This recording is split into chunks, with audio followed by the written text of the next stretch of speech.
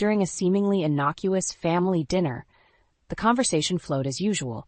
My husband Todd discussing his work at the insurance firm, our teenage son Aaron rambling about his latest video game obsession. That's when I noticed Todd's demeanor shift, his eyes darting furtively as he excused himself from the table, whispering into his phone in the hallway. "Sarah, I promise, we'll start fresh soon. Just be patient a little longer." My heart pounded in my chest as the weight of his words sank in. "Sarah?" A chill ran down my spine as Todd returned, his expression carefully composed, as if nothing had transpired. Doubts resurfaced. The late nights at the office, the unexplained charges on our credit cards.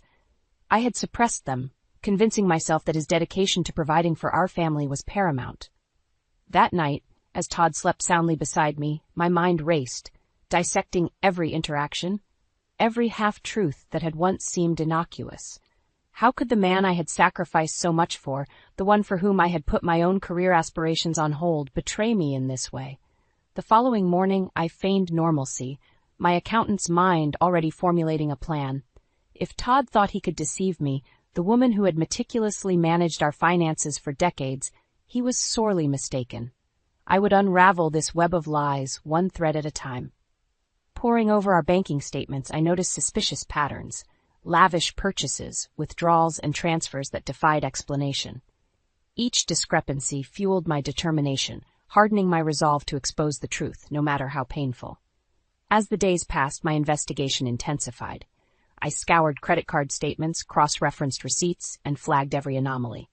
The evidence mounted, and with it, my sense of betrayal deepened. One evening, while Todd was supposedly working late, I followed a lead to an upscale apartment complex. There, in the dimly lit parking lot, I caught a glimpse of him embracing a younger woman, their bodies intertwined in a passionate kiss. My heart shattered as the realization hit me. My husband, the man I had devoted my life to, had been living a lie. The evidence of Todd's betrayal lay scattered across my office desk. Bank statements, credit card receipts, all pointing to a hidden life he had so carefully concealed. As an accountant, I prided myself on my meticulous attention to detail, but even I had been blind to the glaring discrepancies in our finances. "What's all this?" Todd's voice startled me as he entered the room, his brow furrowed in confusion. I straightened my back, marshalling every ounce of courage. "Care to explain these charges at the Grand Lux Hotel, or the monthly payments to an apartment downtown?" Todd's face paled as he glanced at the incriminating paperwork. "Marlene, it's not what you think. Don't insult my intelligence," I spat, fury coursing through my veins. "I know about Sarah. I saw you with her." A heavy silence hung in the air as Todd struggled to formulate a response. Finally, he exhaled deeply, his shoulders sagging in resignation. "I never meant to hurt you. It just happened." "It just happened?" I echoed incredulously. "You've been living a double life, betraying me and our family with your lies and infidelity." Todd's eyes pleaded with me, but I had no sympathy left to offer. "I made mistakes, terrible mistakes, but we can work through this, I swear." I let out a bitter laugh. "Work through this? After you squandered our hard-earned savings on your mistress, lavished her with gifts while I scrimped and saved to make ends meet?" Rage contorted his features as he lashed out. "You think it was easy, living with a woman so consumed by her work, always crunching numbers, never having time for me?" His words stung, but I refused to let him shift the blame. "That's no excuse for what you've done. I sacrificed my own ambitions to support your career, and this is how you repay me?" Todd's head dropped, his shoulders slumping in defeat. "I'm sorry, Marlene, I've made a mess of everything." "Sorry doesn't cut it," I said coldly, gathering the damning evidence. "Not anymore." As I brushed past him, our eyes met briefly, and in that moment, I saw the depth of his regret. But it was too little, too late. The man I had loved, the one I had trusted implicitly, was nothing more than a stranger cloaked in deceit. I knew then that there was no turning back. The scales had fallen from my eyes, and I would stop at nothing to regain what was rightfully mine: my dignity, my independence, and my future. In the days following my confrontation with Todd, a heavy pall hung over our once happy home. The warmth and laughter that had once filled its walls were now replaced by a suffocating silence, punctuated only by the occasional heated exchange. I want a divorce, I stated flatly one evening, my hands trembling with a mixture of fear and resolve. Todd's eyes widened in disbelief. You can't be serious, Marlene, after everything we've been through? You did this? I shot back, gesturing to the emptiness that now surrounded us. Your lies, your betrayal, they destroyed our marriage. He shook his head vehemently. We can work it out. I'll do anything. Just don't throw away our family like this. But his pleas fell on deaf ears. The damage had been done, and the trust that had once bound us together lay in tatters. I knew, deep down, that there was no salvaging what remained of our broken union. Steeling my nerves, I contacted a divorce lawyer, a formidable woman named Rachel, who promised to fight for my fair share. As we pored over the financial records, a clearer picture of Todd's deception emerged. Lavish gifts, exotic vacations, all funded by our hard-earned savings. He treated her like a queen while I struggled to make ends meet, I confided in Rachel, my voice thick with emotion. Her eyes narrowed with determination. We'll make sure he pays for every penny, Marlene. This is just the beginning. True to her word, Rachel guided me through the labyrinth of legal proceedings, ensuring that every asset, every hidden account was laid bare. With each revelation, I felt a twisted sense of vindication, knowing that Todd's carefully constructed facade was crumbling around him. Yet, even as the evidence mounted, a part of me still clung to the memories of the man I had once loved. The charming, devoted husband who had promised to cherish me forever. How could someone I had trusted so implicitly have become such a stranger? In my darkest moments, I found solace in the company of my closest friend, Jenna. Over countless cups of coffee, she listened patiently as I poured out my pain, my anger, and my doubts. You're doing the right thing, Marlene, she would reassure me, her warm embrace offering a brief respite from the storm that raged within. He doesn't deserve your loyalty after what he's done. Her words, though harsh, rang true. Todd had shattered the sacred vows that had once bound us, and there was no turning back. As the divorce proceedings gained momentum, I could feel the weight of his betrayal slowly lifting from my shoulders, replaced by a newfound sense of purpose. I would emerge from this ordeal stronger, wiser, and above all, unbroken. The road ahead might be long and uncertain, but I knew that with each step I was reclaiming the life that had once been so callously stolen from me. As the days turned into weeks, the weight of Todd's betrayal seemed to bear down on me more heavily with each passing moment. Despite the support of my dear friend Jenna, I found myself drowning in a sea of doubt and anger, struggling to make sense of the life I had once known. It was during one of our coffee dates that Jenna broached a subject I had been too afraid to confront. "Have you considered hiring a private investigator?" she asked gently, her eyes filled with concern. I recoiled at the suggestion, my mind immediately conjuring up images of seedy detectives and sordid affairs laid bare. I'm not sure I want to know any more than I already do. Jenna reached across the table, her warm hand enveloping mine. Marlene, you deserve the truth, all of it. Isn't it better to have the facts than to be haunted by uncertainty? Her words struck a chord, and I knew she was right. As painful as it might be, I needed to uncover the full extent of Todd's betrayal to finally shed light on the secrets he had kept hidden for so long. With Jenna's help, I tracked down a reputable private investigator, a no-nonsense woman named Samantha, who promised to handle my case with discretion and professionalism. Just tell me what you need, and I'll get to the bottom of it, she assured me during our initial consultation. I steeled myself, listing off the details I had uncovered: the mysterious apartment, the unexplained charges, and the elusive woman named Sarah. Samantha nodded, her keen eyes taking in every detail. Leave it to me, she said with a confident nod. True to her word, within a matter of days, Samantha had unearthed a trove of damning evidence. Surveillance photos captured Todd's clandestine meetings with a woman identified as Clarice, a younger, stunning brunette who appeared to be his mistress. He's been lavishing her with gifts, jewelry, designer clothes, all paid for with your money, Samantha reported grimly, sliding a stack of incriminating receipts across the table. As I pored over the evidence, my hands trembled with a potent mix of rage and heartbreak. This Clarice was no mere fling. Todd had been leading an entire double life, one funded by the very savings I had worked so tirelessly to build. That bastard, I spat, hot tears of anger stinging my eyes. He's going to pay for every single lie. Samantha's expression hardened with determination. We'll make sure of it. This is just the beginning. With the truth laid bare before me, I felt a newfound sense of resolve coursing through my veins. No longer would I be the naive, trusting wife, blindly following the path laid out for me. This time, I would be the one calling the shots, and Todd would soon learn the true cost of his deceit. Armed with the damning evidence gathered by Samantha, I felt a newfound determination coursing through my veins. It was time to confront Todd and his mistress head-on, to strip away the veil of lies that had shrouded our lives for far too long. With Jenna by my side for moral support, we made our way to the upscale apartment complex where Clarice resided. My heart pounded with a mixture of anger and trepidation as we approached the sleek glass doors, the weight of what I was about to do bearing down on me. "Are you sure about this, Marlene?" Jenna asked, her voice laced with concern. I took a deep breath, steadying my resolve. He needs to face the consequences of his actions. No more running, no more hiding. Jenna gave my hand a reassuring squeeze, and together we stepped inside.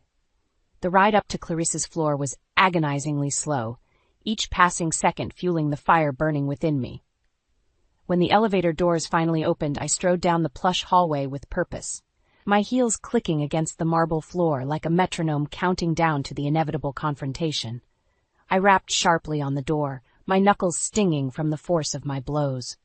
Moments later, it swung open, revealing a startled Clarice, clad in a silk robe, her perfectly coiffed hair mussed from what was undoubtedly a passionate tryst with my husband. "Marlene?" she gasped, her eyes widening in shock. "What are you doing here?" Before I could respond, Todd appeared behind her, his expression a mixture of guilt and defiance. "Marlene, this isn't what it looks like." "Save it," I spat, shoving past Clarice and into the lavish apartment. "I know everything, the lies, the affairs, the money you've been funneling to support your little mistress here." Clarice's mouth fell open in outrage. "How dare you barge in here and make accusations? Todd loves me and we're going to be together." A bitter laugh escaped my lips. "Is that what he told you? That he'd leave his wife and family for a pretty little thing like you?" Todd stepped forward, his hands raised in a placating gesture. "Marlene, please, let's discuss this like adults." "Oh, we're well past discussion," I snarled, reaching into my purse and retrieving the stack of evidence Samantha had provided. "I have proof of every sordid detail. The secret apartment, the lavish gifts, all paid for with money that should have gone to supporting our family." As I brandished the damning photos and receipts, Todd's face drained of color. Clarice, too, appeared shaken, her confident facade crumbling as the truth laid bare. "You've been using me," she whispered, her voice trembling with a mixture of anger and heartbreak. Todd's gaze darted between us, his eyes pleading for understanding.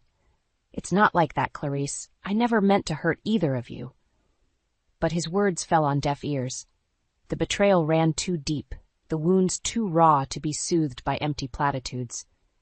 "Save your lies for someone who still believes them," I spat, turning on my heel and storming towards the door. "You'll be hearing from my lawyer." As I swept out of the apartment, Jenna hurrying to keep pace beside me, I felt a strange sense of liberation wash over me. The shackles of deceit had been broken, and for the first time in months I could breathe freely. The road ahead would be long and arduous, but I was ready to face it head-on. Todd's misdeeds had been laid bare, and now it was time for him to face the consequences of his actions. No more hiding, no more lies. The reckoning had begun. In the aftermath of my explosive confrontation with Todd and Clarice, a sense of grim determination settled over me. I had laid bare the truth of his deceit, and now it was time to make him pay. Not just for the lies, but for every penny he had squandered on his sordid affairs. With Rachel, my formidable divorce lawyer, by my side, we set about meticulously documenting every financial betrayal, every hidden transaction that had drained our accounts over the years. The evidence was damning, a paper trail of excess and greed that left no room for doubt. As we prepared to file the divorce papers, Rachel turned to me, her steely gaze unwavering. "We're not just going after a settlement here, Marlene. We're going to bury him." Her words sent a chill down my spine, but I knew she was right. Todd's actions had gone far beyond the bounds of a simple infidelity. He had systematically looted our hard-earned savings, betraying the very foundation of trust upon which our marriage had been built. When the news of our impending divorce hit the headlines, the fallout was swift and merciless. Todd's once pristine reputation as a respected insurance agent lay in tatters, his clients fleeing in droves as the sordid details of his affairs came to light. How could we have trusted him with our policies when he couldn't even keep his own house in order? One former client lamented to the press. As Todd's professional life crumbled around him, I felt a twisted sense of satisfaction watching him reap the consequences of his actions. No more hiding behind a facade of respectability. The world now knew him for the liar and cheat he truly was. But my revenge didn't stop there. With Rachel's guidance, I dug deeper into Todd's financial dealings, uncovering a tangled web of shady investments and ethical breaches that threatened to strip him of his insurance license altogether.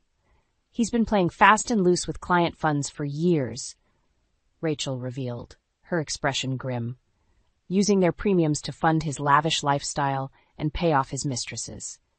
The evidence was irrefutable, and before long, the governing board had no choice but to revoke Todd's license, effectively ending his career in disgrace.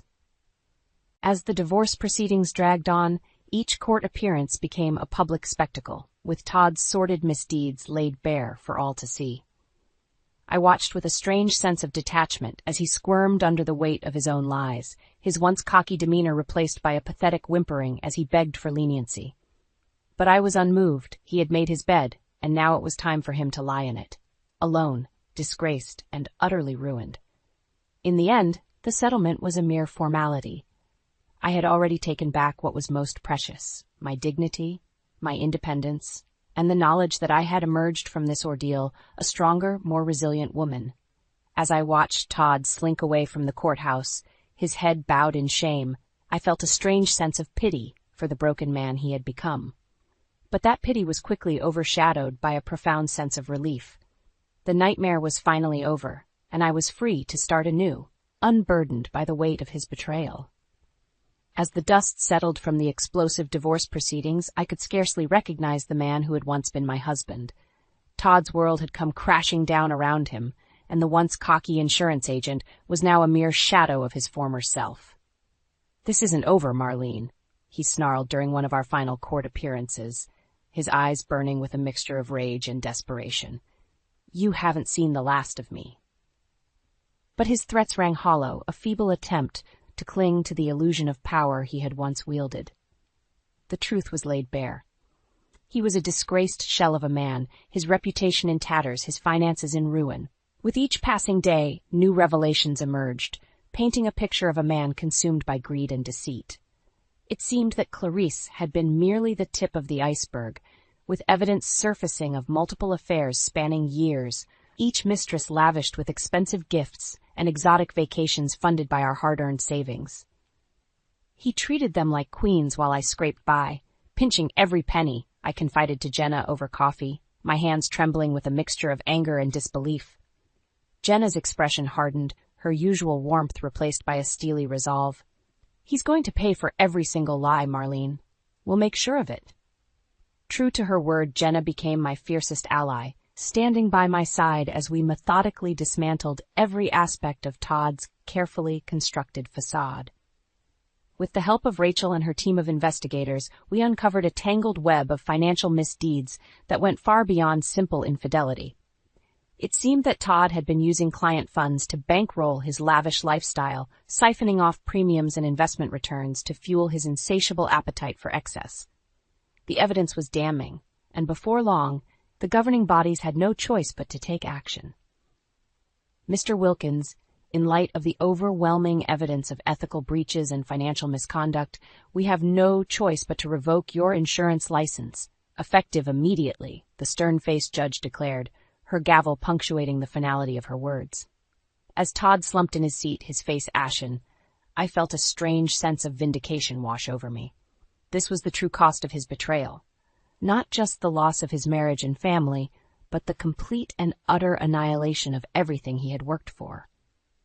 In the weeks that followed, word of Todd's downfall spread like wildfire, his once respectable name becoming a byword for duplicity and greed, Former clients and colleagues turned their backs on him, their expressions a mix of disgust and pity for the man who had so thoroughly disgraced himself.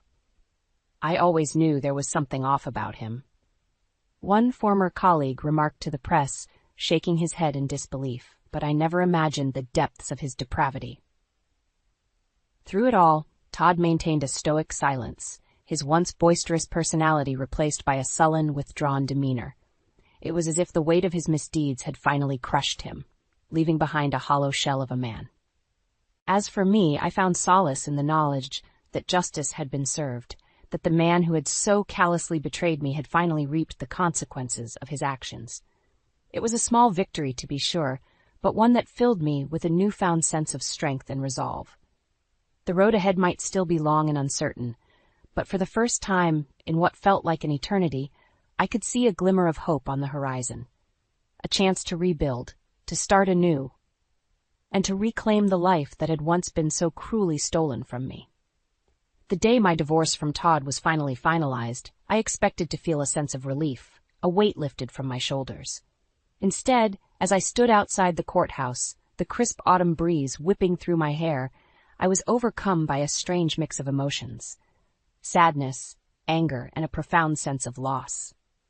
This was the end of an era, the closing of a chapter in my life that had once held so much promise. The dreams Todd and I had shared, the future we had so carefully planned, all of it now reduced to a stack of legal documents and a judge's solemn pronouncement. "Are you okay?" Jenna's gentle voice broke through my reverie as she approached, her warm hand finding mine in a comforting embrace. I forced a smile, blinking back the tears that threatened to spill forth. "I'll be fine. It's just a lot to process." Jenna nodded in understanding, her own eyes shimmering with a mixture of sympathy and pride. "You've been through hell, Marlene, but you came out on the other side stronger than ever." Her words struck a chord within me, and I found myself reflecting on the journey that had brought me to this moment. The nights spent poring over financial records, the countless hours spent strategizing with Rachel, the confrontations with Todd and his mistresses. Each step had been a crucible, forging me into a woman I scarcely recognized. Gone was the naive, trusting wife who had so blindly followed the path laid out before her.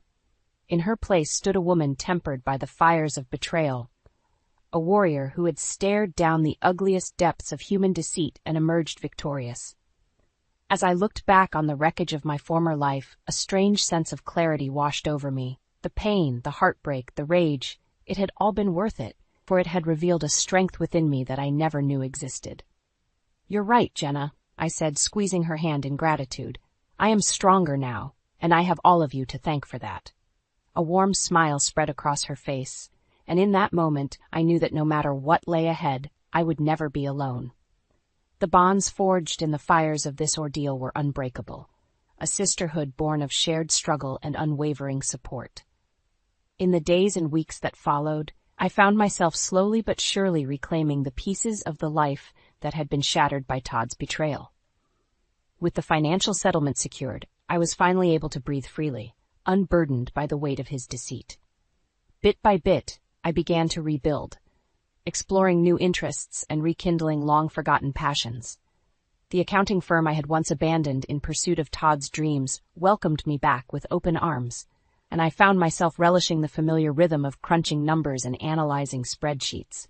But even as I immersed myself in work, a part of me yearned for something more. A connection. A chance to open my heart once again to the possibility of love and companionship. It was during a chance encounter at a local coffee shop that I met him. A kind-eyed stranger whose warm smile and easy laughter immediately put me at ease. As we fell into easy conversation, I found myself captivated by his gentle spirit and unwavering integrity, qualities that had been so sorely lacking in my previous relationship. Slowly, cautiously, I began to let my guard down, allowing myself to be vulnerable in a way I hadn't been in years. And though the road ahead was uncertain, I knew that this time I would walk it with my eyes wide open, my heart fortified by the lessons of the past. For the first time in what felt like an eternity, I could see a future unfurling before me, one filled with promise and possibility. The shadows of Todd's betrayal still lingered, but they no longer held the power to consume me. I was free at last to embrace the life I had so longed for. A life lived on my own terms, guided by the unwavering strength that had carried me through the darkest of times. And as I stepped forward into the unknown, I did so with a renewed sense of purpose, my head held high and my spirit unbroken.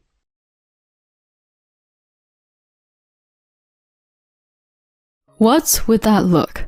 You look just like a pig nursing its young on TV.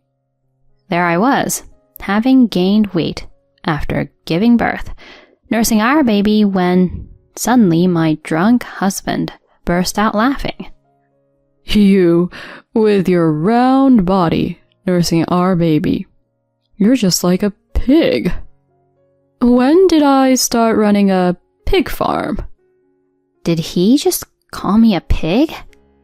I was so shocked, I froze. Fueled by alcohol, he kept going. And honestly, the baby isn't cute at all. With that round face and all the crying at night. Did you just say our child isn't cute? Yeah, I did. And of course, you're not either. Ugly and fat.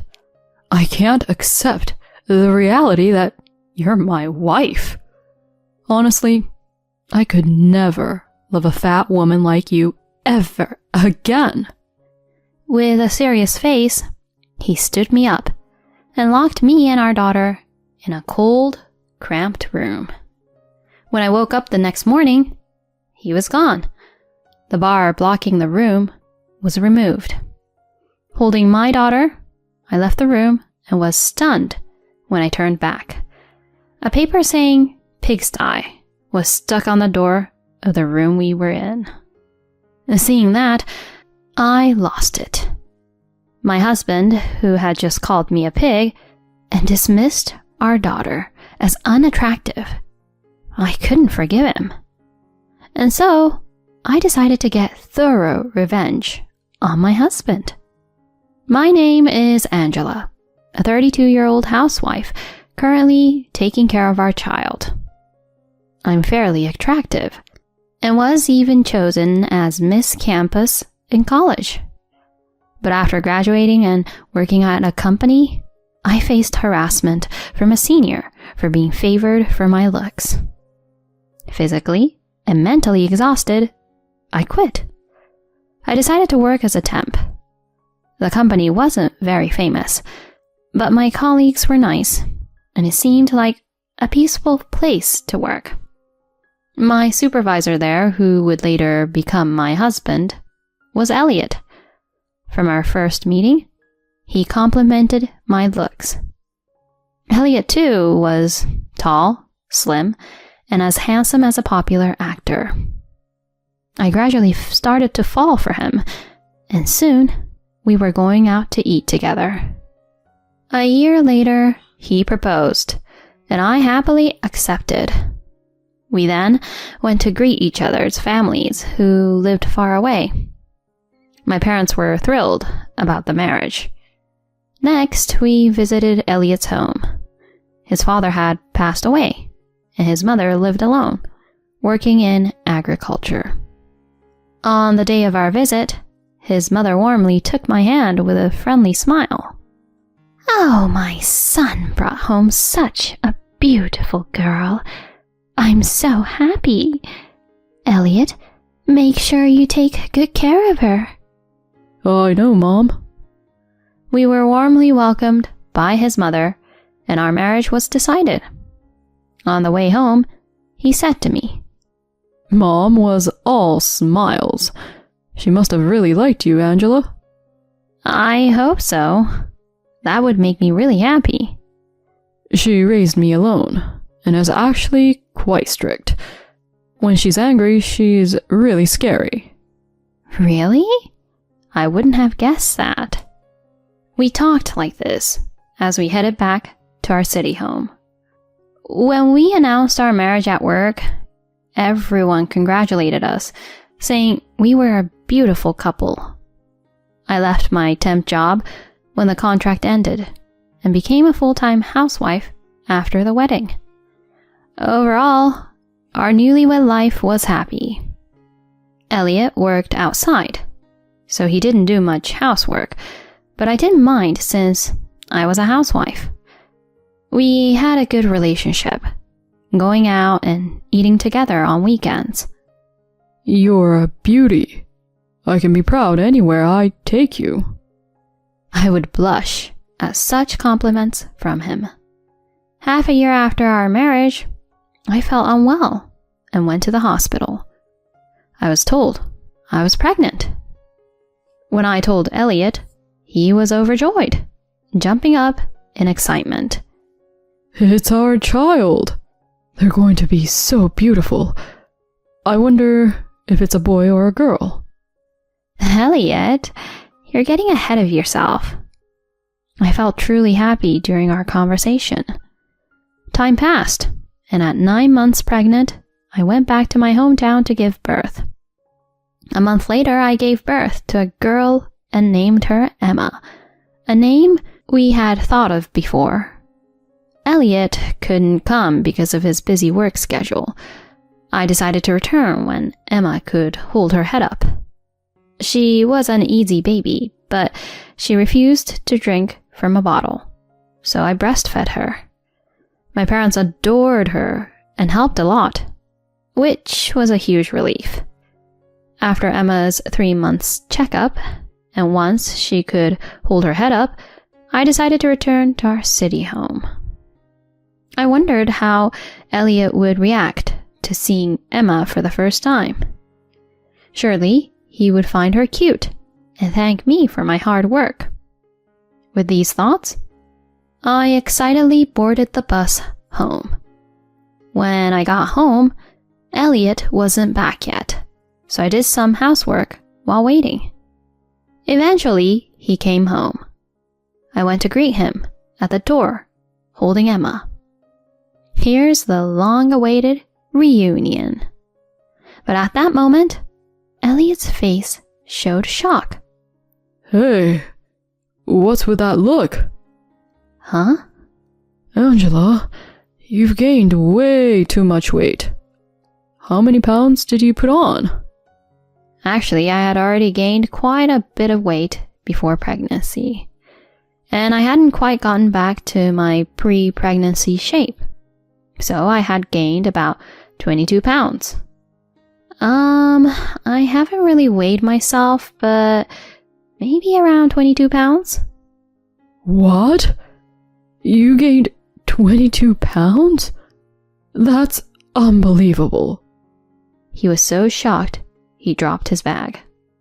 Then I said to him, I used to be really thin, and during pregnancy I was advised to gain weight. And after giving birth, isn't it natural that I haven't slimmed down completely yet? Is it that surprising? Of course, it's surprising. I was expecting to come home to a beautiful wife, and I get this? Seriously, not cool. You don't have to talk like that. Enough about me.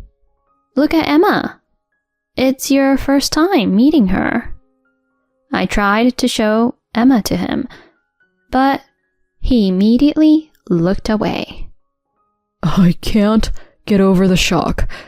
I just can't deal with this right now. Leave me alone. Saying that, he locked himself in his room. All I could do was stand there dumbfounded. After that, life began with just the three of us, Elliot, Emma, and me. He became cold to me, as if our time before pregnancy never existed. He wouldn't greet me or even make eye contact in the house. Of course, he didn't help with childcare at all. I had to handle all the housework and childcare by myself. Some time passed, and one weekend night, Elliot came home completely drunk. He said his colleagues had thrown him a baby celebration. He flopped onto the sofa and started dozing off as soon as he got home. I was nursing Emma nearby. Suddenly, he started laughing. Startled, I looked over, and he said to me, "What's with that look? You look just like a pig nursing its young on TV." "Excuse me?" "You, with your round body, nursing our baby? You're just like a pig. When did I start running a pig farm?" Did he just call me a pig? I was so shocked. I froze, and my husband, fueled by alcohol, continued. "And honestly, the baby isn't cute at all. With that round face and all the crying at night." Did you just say our baby isn't cute? "Yeah, I did. And of course, you're not either. Fat and ugly. I can't accept the reality that you're my wife.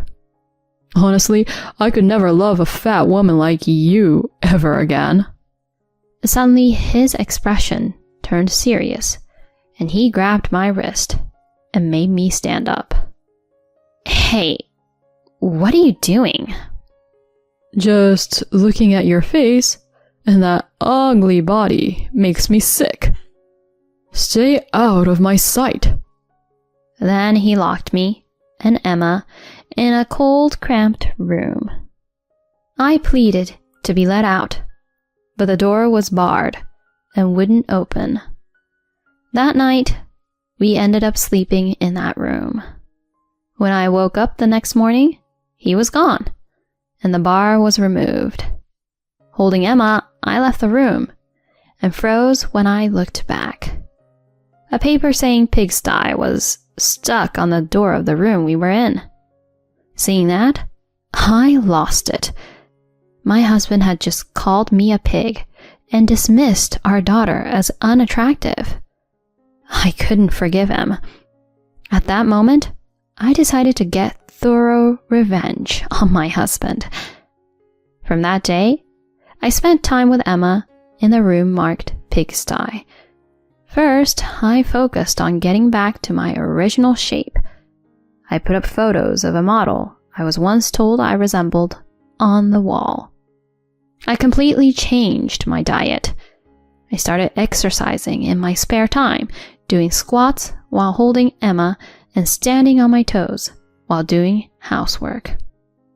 I created a social media account called Angela at Postpartum Diet Demon and began posting daily updates of my body, food, and exercise. With all this effort, I gradually started to lose my weight. Next, I started serving high-calorie meals for Elliot's lunch and dinner. Meals loaded with meat and deep-fried foods. Elliot, a junk food lover, happily ate them. He had started referring to me as Pig instead of my name, but I didn't say anything back. I even turned that bitterness into motivation for my diet. By the time Emma was a year old, I had almost returned to my pre-pregnancy figure. My husband didn't seem to notice. I had lost the energy to dress up in front of him, spending my days in baggy sweatpants. He remained uninvolved in childcare and stopped talking to me. On the rare occasions he needed something, he called me Pig. I did the bare minimum housework and stayed mostly in the room labeled pigsty, living like we were separated within the house. 2 years after Emma was born, I decided to put her in daycare and look for a job. Fortunately, I found work at a reception desk at a local gym. Then I started using the gym equipment in my free time, further toning my body. I also didn't skip my regular skin and hair care routines. Although I spent my time at home barefaced with messy hair at work, I started receiving compliments again about looking beautiful, like before my pregnancy. Being called beautiful by others helped me regain my confidence. Finally, the perfect opportunity for revenge arrived. It was the day Elliot's mother was coming to visit us for the first time. He went to pick her up from the bus terminal, and Emma and I were to meet them later for dinner. After confirming he had left, I started getting ready.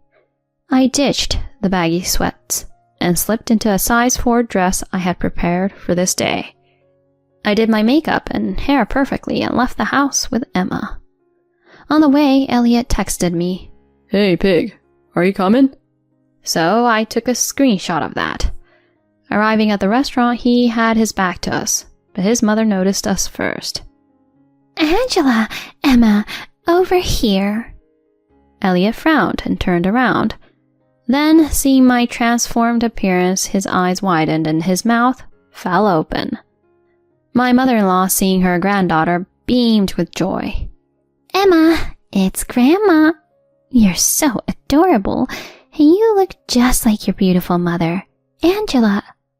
Unaware of Elliot's reaction, she happily talked to Emma. I sat next to her and began to speak. Hi, it's been a while.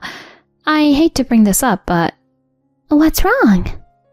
I then showed her my phone screen, the picture of our pigsty room, and the recent text from my husband. What's this? For the last few years, Elliot has been calling me a pig.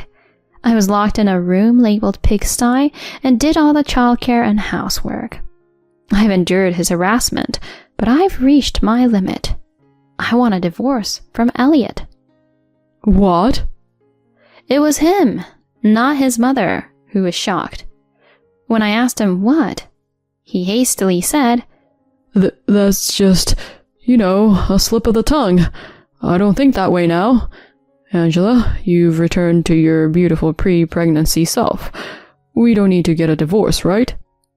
Until a moment ago, I was still pig to you, wasn't I? Well, you haven't been looking at me, so it's no surprise you didn't notice the change. Besides, what you think doesn't matter. My daughter and I don't need you anymore. His face then twisted with malice. How are you going to live, a single woman with a child? You've been living off me. Then, women at the next table who looked like office workers started whispering. Did you hear that? That jerk saying terrible things to such a beautiful wife. Did he call her a pig? That's horrible. He should take a look at himself in the mirror. His face turned redder and redder. That's right. He had become bloated in the past few years, a far cry from his once handsome self. I smiled at the woman at the next table, then turned back to Elliot. Don't worry about our livelihood. I've just become a full-time employee at the fitness gym I work at, and I'm going to publish a book, so money isn't an issue. A book? I showed him the Angela at Postpartum Diet Demon account screen.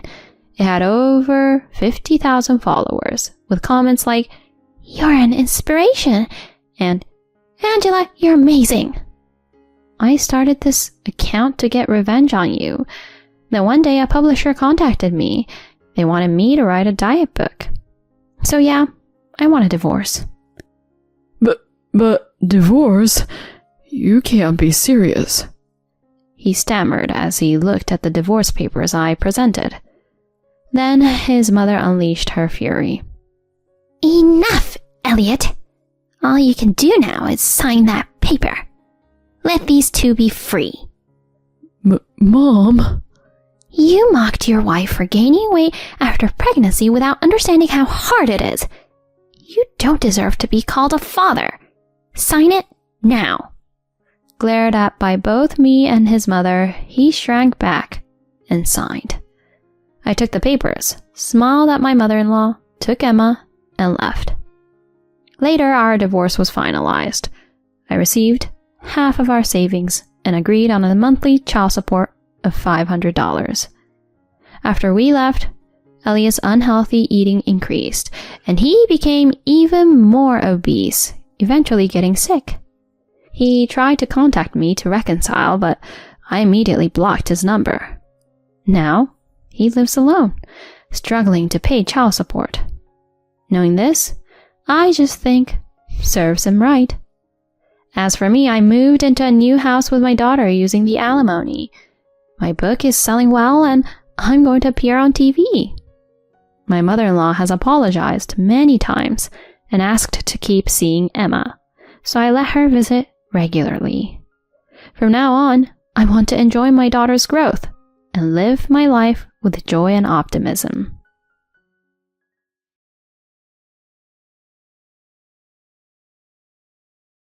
My husband had a dream of making it big as a rock musician. I was managing our living expenses and funding his promotional activities. I even covered $3,000 for his father's caregiving cost every month at his request. However, there was no sign of him succeeding at all. On top of that, he started slacking off on his music career. Whenever I tried to discuss it with him, he got defensive, insisting I only needed to listen to whatever he said. It was becoming a struggle to continue our life like that. I decided to at least ask my mother-in-law to spare me the caregiving expenses. Oh, but my husband passed away 10 years ago. Right after hearing that, my husband's diabolical betrayal became evident. I'm Sadie, 37 years old. I work for an event company, handling various types of clients. 2 years ago, I married Keith, who is 10 years younger than me. My friends were quite concerned when I told them the big news. I understand why, given the age difference. Still, I was adamant to marry him. We're currently living in an apartment together. Unfortunately, we still don't have any children. While we were dating, we never had any big fights. We got along so well. So, initially, I thought our married life would work out just fine. I was in for a rude awakening. Keith was an indie rock band member, mostly performing at local live houses and regional music festivals. He was working hard to become famous through his music. Since he couldn't make a living solely from the band, he juggled multiple part-time jobs. We met when I helped out at one of his shows. His dedication to music was so inspiring that I felt compelled to back him up. I anticipated we might not have much in common due to the age difference, so I intended to interact with him in a more businesslike manner. Yet, while managing his band, he started making direct advances towards me. At first, I thought he was just teasing me, but he was actually serious and poured his feelings into me. Sadie, you know I like you a lot. Why don't you give me a chance? I was surprised by his direct approach. You're kidding, right? I'm 10 years older than you. Someone as cool as you could easily find young and pretty girls. In reality, he was a wild-looking, handsome guy and had quite a few female fans. On the other hand, I was a plain Jane and had been so absorbed in work that I missed my prime age to find a husband. Not that I had a strong desire to get married, and I actually preferred work over romance. Moreover, my older brother has 3 kids, so my parents never pressured me to get married. I thought it was some kind of mistake for a good-looking guy like him to have feelings for me. But he persistently expressed his love and didn't give up. I don't care about fans who are only interested in my appearance, not my music. I prefer mature women like you, who respect and support my dream sincerely and are capable at work. Seriously, marry me. As I observed his earnest demeanor, I gradually started to see him as a man. We dated for a short while, and after much consideration, I decided to marry him. I resolved to support him in pursuing his dreams when we got married. We didn't have enough money for a wedding, so for the time being, we had an intimate ceremony at the city hall. After that, Keith rolled into my apartment, and we started living together. My parents lived on the opposite side of the country, and he couldn't afford to go meet them. We talked about visiting each other's family once we had a bit more breathing room. Then, shortly after we got married, he wanted to discuss something with me. Actually, my dad got paralyzed in an accident a while back.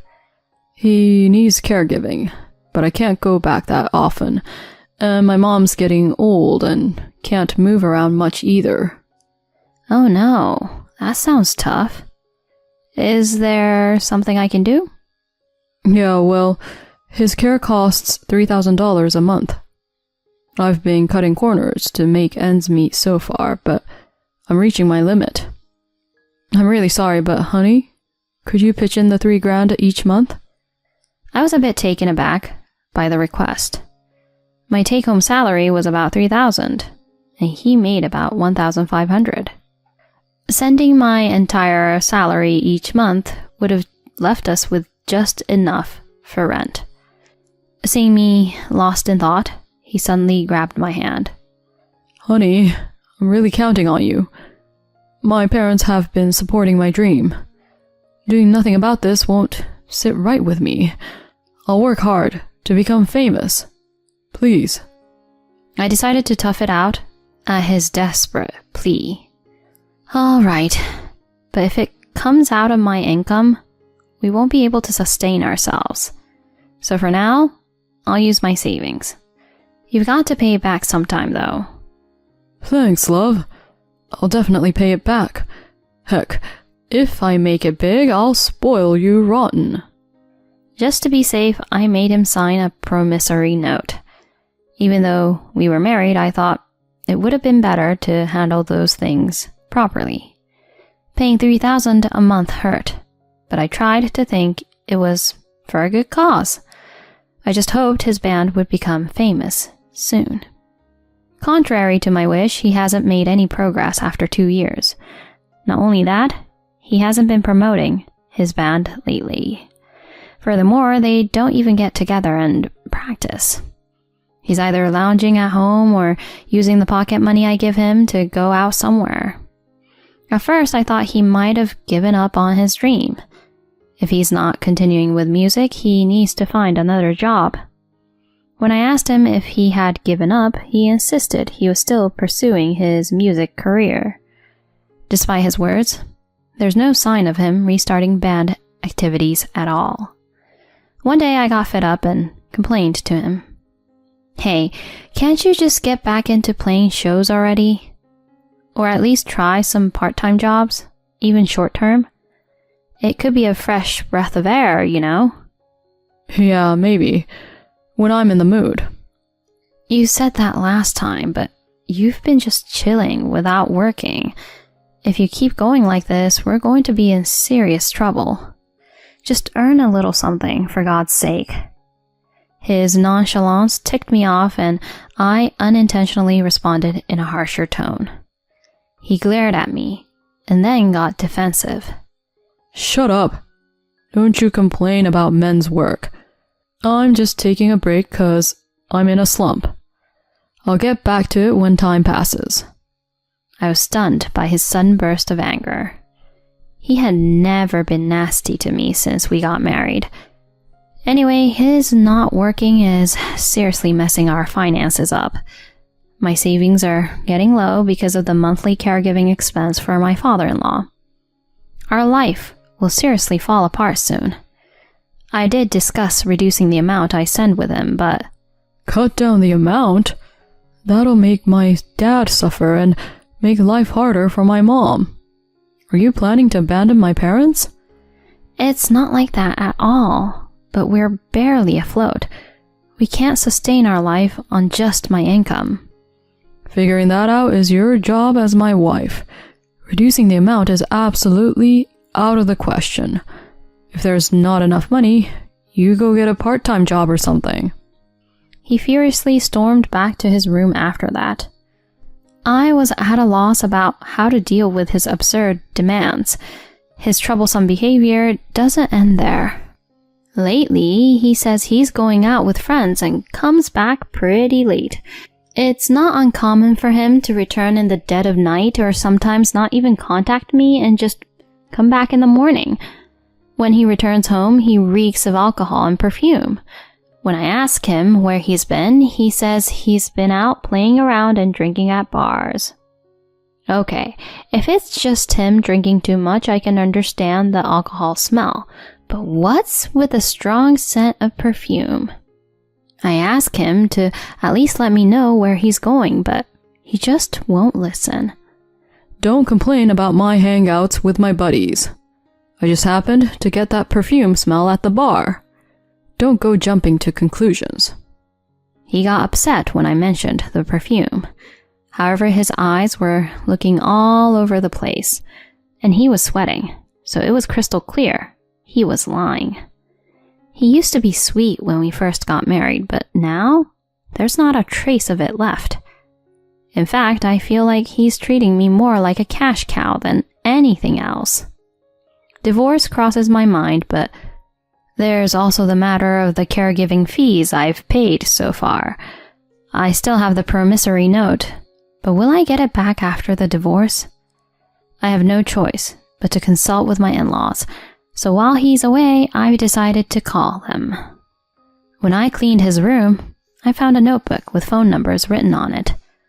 It was old school, which is why it made a strong impression on me.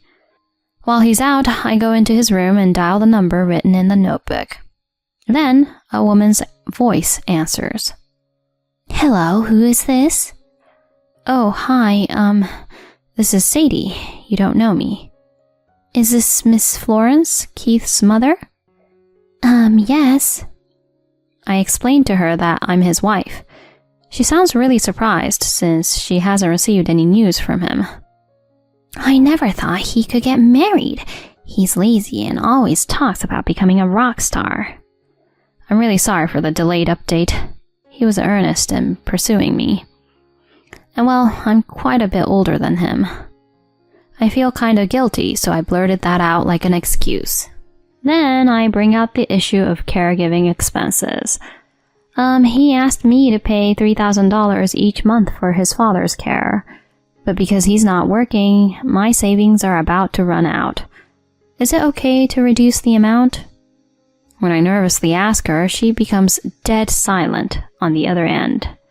And then, before I sense something bad, she drops a bombshell on me. My husband, he passed away 10 years ago. Anyway, Keith has been estranged from the family for years, and we haven't been in touch. What? His father is gone? And he's been estranged? I'm sorry, could you please explain a bit more? After talking with her, I discover one shocking truth after another. I've been deceived by him all this time. I'm trembling with rage. All the effort I put into supporting his dream has been for nothing. I will not let him get away with this. I'll make sure he pays for what he's done. A few days after the call with my mother-in-law, Keith was out late again.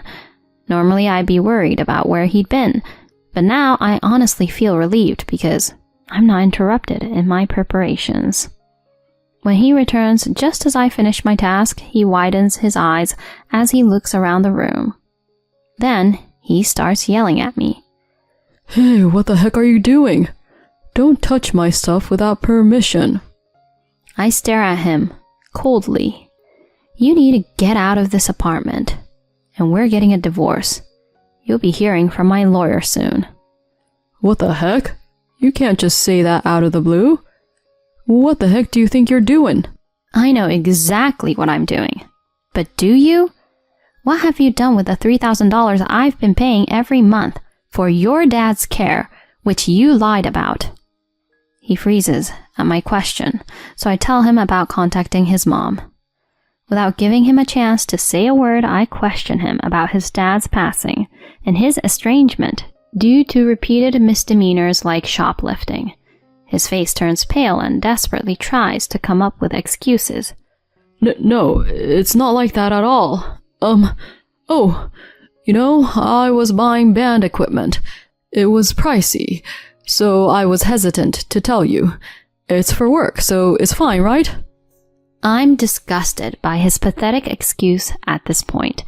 Even if that is true, the fact remains that he lied and deceitfully took money from me each month.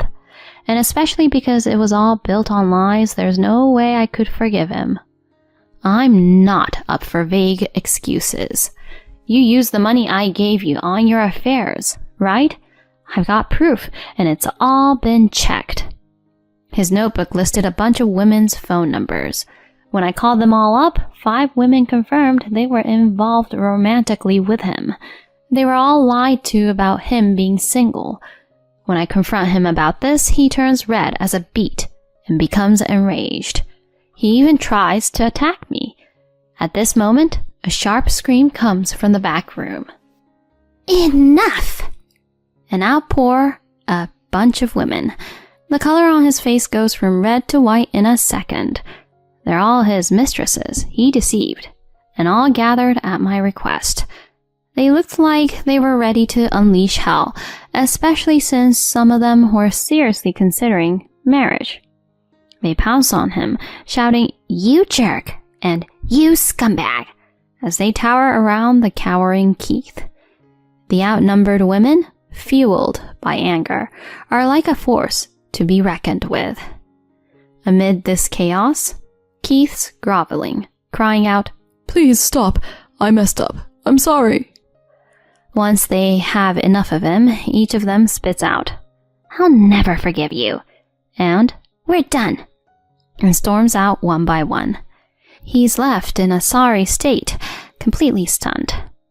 I lay it on even thicker and tell him straight up, "Just so you know, I'm demanding alimony for the infidelity, and you're paying back the total $70,000 I've paid in caregiving expenses. I've got the paperwork, so there's no running away."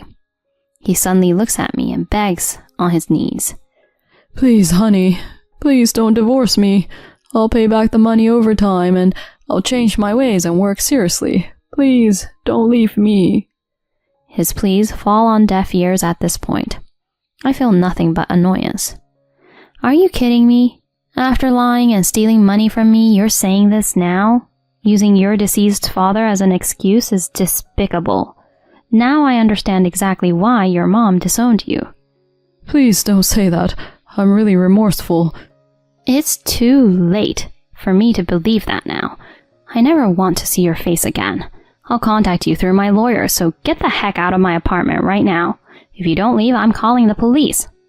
I kick him outright then and there. After that, I successfully divorced Keith and collected the money he deceitfully took from me and alimony through my lawyer. When I threatened to fight in court if he didn't pay, he quickly transferred the full amount into my account. It seems like he racked up some debts somewhere. Moreover, he scammed 2 out of the 5 women he had an affair with. They came after him too, but he couldn't afford any more debts. He turned to his estranged mother for help, begging for mercy. I heard that even though she disowned him, she didn't want him causing trouble for others, so she lent him to pay them back. In return, she sent him to work day and night on a deep-sea fishing boat owned by her relative until he paid off his debts.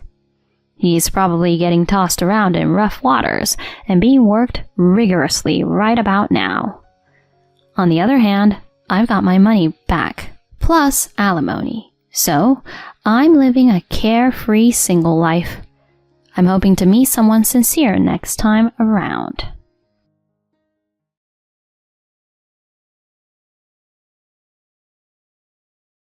The house is looking disastrous right now.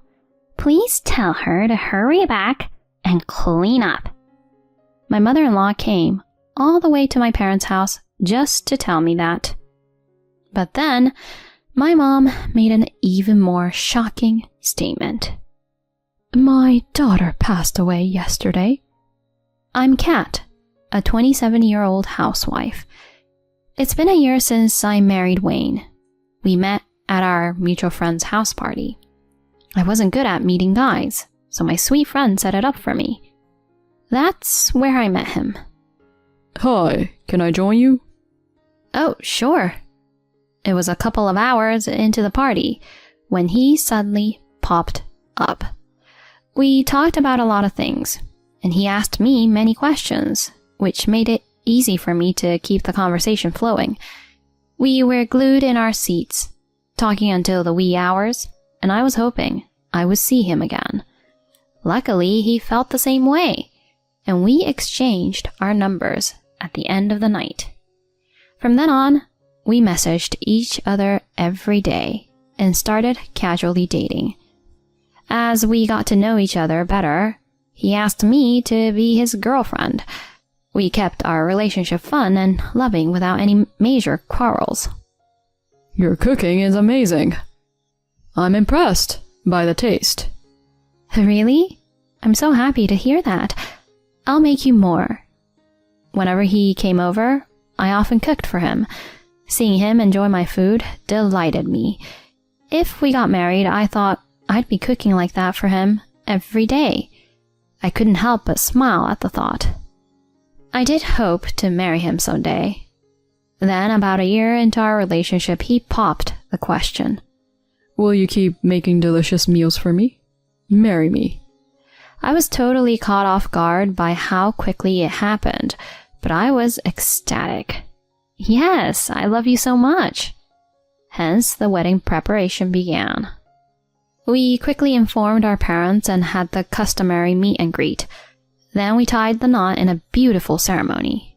Many friends and co-workers blessed us at our wedding, and I felt an overwhelming sense of happiness.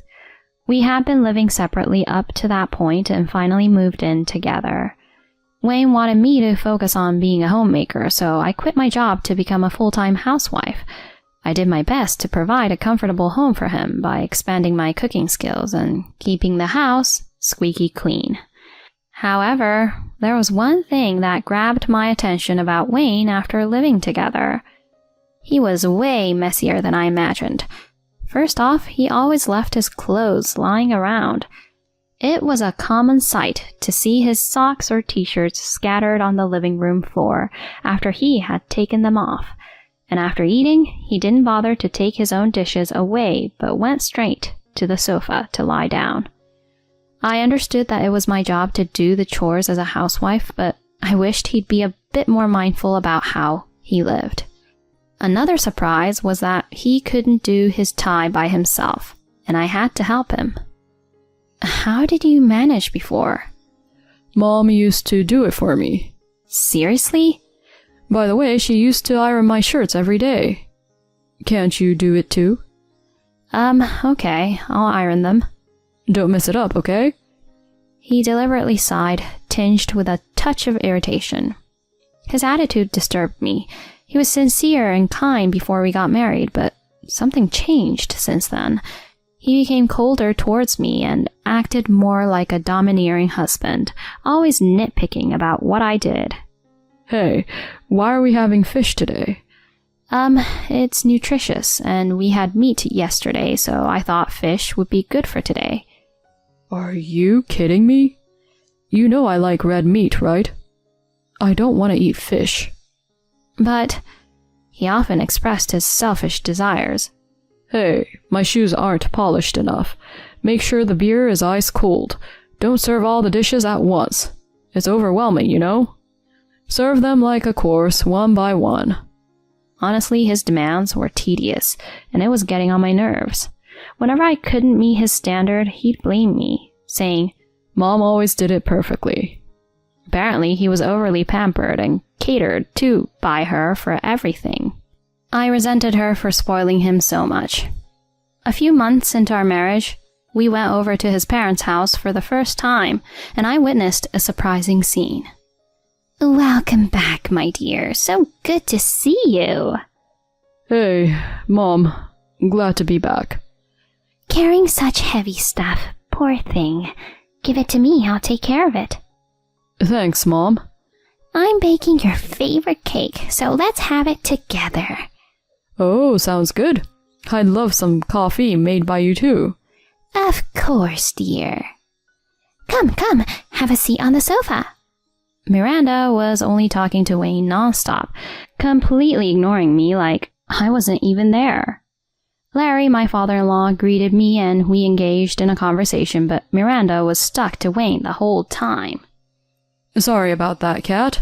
Miranda tends to be overprotective, and I've always tried to caution her, but she never listens. She's been like that forever. Wayne, well, he's overly dependent too, and I'm ashamed of it. I hope he's not causing trouble at home. Well... Oh, I guess he is, huh? I'm really sorry. I'll make sure to talk to him about it. Oh, that'd be great. Thank you. I was relieved to know he had a better sense than the other two. If he had been as troubling as Miranda, I wouldn't have been able to handle it. Still, I was quite flabbergasted by how she treated Wayne. If she raised him that way, no wonder he turned out selfish and unable to do anything on his own. Maybe the issue was his environment, and I thought I may have been able to correct him. So I gathered up the courage and decided to point out his bad habits. Honey, leaving your stuff scattered everywhere like this isn't cool. I have to pick them up and put them in the laundry basket, you know. If you could do that yourself, the house would look a lot neater. Why do I have to do such a hassle? Maybe because you think it's a hassle, that's why you don't do it. By any chance, is your desk at work messy too? People around you might find it appalling and think you're incapable. What? I'm fine at the office. That might just be your perception. Habits at home definitely spill over to work. Ugh, fine. After I pressed him, he finally made some effort. The tactic appeared effective with him, so when I asked him to take his place to the kitchen, I mentioned it was to prevent any embarrassment for him at work. I was able to manipulate him, but sadly it didn't last long. One day while I was relaxing at home, the doorbell rang. I was surprised to see Miranda standing at the front door. Oh, Miranda, is everything all right? Let me in. She just marched in without waiting for an answer. What's the matter? You should offer some drinks first, don't you think? You're inconsiderate. Oh, sorry. She showed up unannounced and ordered me around. I asked her what she'd like and served her the drink. While she drank it, she glared at me. What's your problem? Excuse me? I hear you're saying terrible things to Wayne regularly. That he's incapable at work and that people around him must be contemptuous. Oh, He's exceptionally bright. No doubt everyone around respects him. How could a wife speak so horribly to her own husband? It seemed like he only conveyed the hurtful words to his mother, twisting the facts, and she just took whatever he said at face value and blamed me. I was exasperated. The situation had become quite a mess. He's special, you know. So it's only natural for everyone to take care of him apart from work. Why can't you understand that? I was speechless. Having such distorted affection, she wasn't just overprotective. It went beyond that, and it gave me the creeps. Then she made an unbelievable statement. Since you seem incompetent as a housewife, I'll come over to guide you. Huh? How's that? Isn't it great? No. It's okay. What? Did you just say no? You seem to be severely disillusioned. You don't even realize that you're incompetent. I feel for Wayne for getting such a useless wife. Brace yourself. I'll whip you into shape. She was getting worked up all by herself. It was definitely going the wrong way. At that time, it seemed she had only come to tell me all that and left once she was done. That night, I confronted Wayne. Hey, why did you tell your mom things that aren't true? Huh? Things that aren't true? I told her exactly what happened. The fact that you hurt me is real. But I just wanted you to change. You just have to do the housework better. I heard she's coming over every day from now on. You better learn well from her. Don't you dare be rude, okay? He was completely on her side. Just as she doted on him, he also seemed to dote on her like a mama's boy. She started coming over the next day, just as she said. "What's with all this dust? You haven't cleaned at all. This tastes terrible, so pathetic. That's why you're a useless wife. I wish Wayne would throw you out." I wondered why I had to be belittled like that. Her daily visits were becoming a significant source of my stress. As time went on, my health deteriorated, and I decided to get checked up one day. To my astonishment, I found out that I was pregnant. Although it was unexpected, I felt joy knowing that my child was on the way. I immediately informed Wayne. Pregnant? "Yeah, we're having a baby." Oh yeah? Well, keep doing your chores properly like before. Huh? I was puzzled by his reaction. He didn't sound happy about it at all. I told Miranda as well, but she reacted similarly to him. "Don't slack off on the housework just because you have morning sickness and inconvenience Wayne." What? I was stunned and questioned their mindset. I felt it wouldn't be good for my mental health to be around them any longer. I was sure Miranda would keep harassing me, and Wayne would keep acting selfishly. It would not only affect me, but also the baby. So when Wayne went to work and just before Miranda arrived, I quickly packed my bags and went to my parents' home. They were surprised when I suddenly showed up. When I explained the situation, they sympathized and were furious at the two. They said I could stay as long as I wanted due to the circumstances of my pregnancy. I took their words and resolved to stay for a while. As expected, Wayne called me non-stop. Hey, why aren't you home? Where are you? I'm at my parents' house. What are you doing there? Are you insane to skip your duty for that? I'm here to protect myself and the baby. If I stayed with you and your mom, I would definitely have a breakdown. So I'm not coming back. Cut it out. Do you think you can do whatever you want? Come back now. No way. I don't want to talk anymore, so I'm hanging up. Hey. I hung up and then blocked his number. I didn't want to deal with any more trouble from him. At that moment, I made up my mind to divorce him and raise my child alone. My parents agreed that it was for the better. For a while, I didn't receive any emails or visits from Wayne. I figured he was scared to face my parents. Miranda didn't have my number, so she couldn't reach me. I managed to stay away from them for a whole month, allowing myself to mentally recover. However, Miranda must have had enough of me being away for that long. She came to see me unannounced.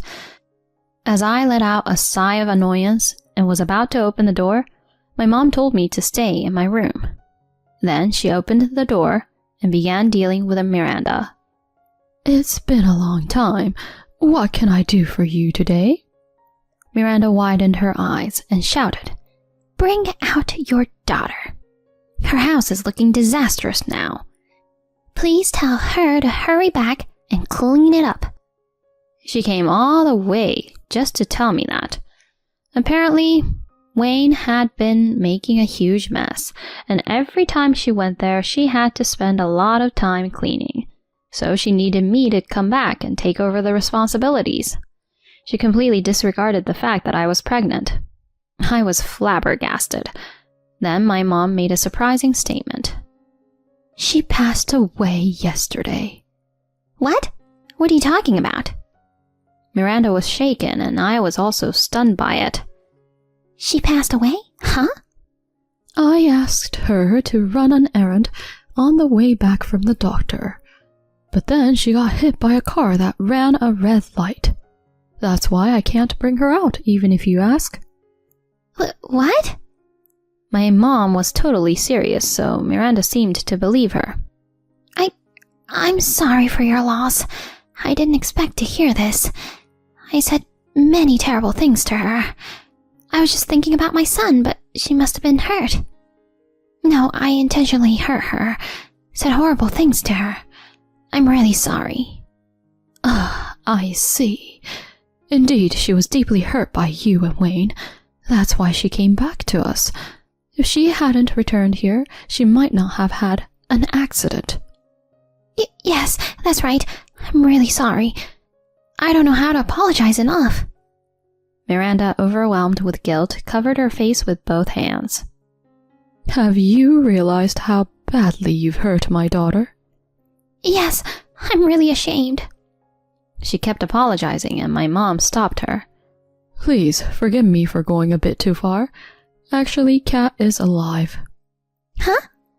But the fact remains that she's deeply hurt and needs to rest. Only after hearing that she passed away did you finally admit your fault.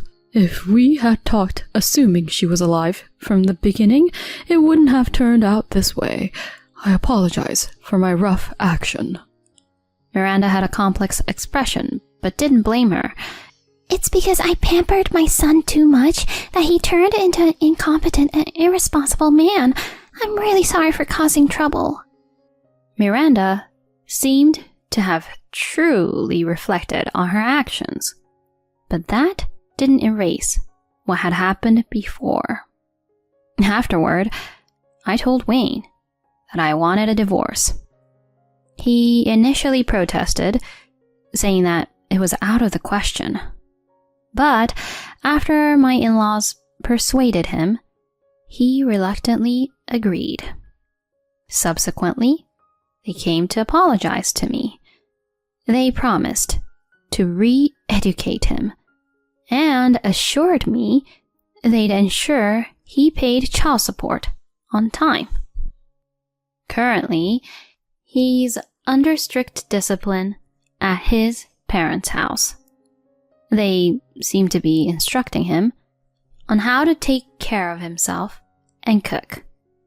Despite complaining, he's in a situation where he has no choice but to do the chores, albeit clumsily.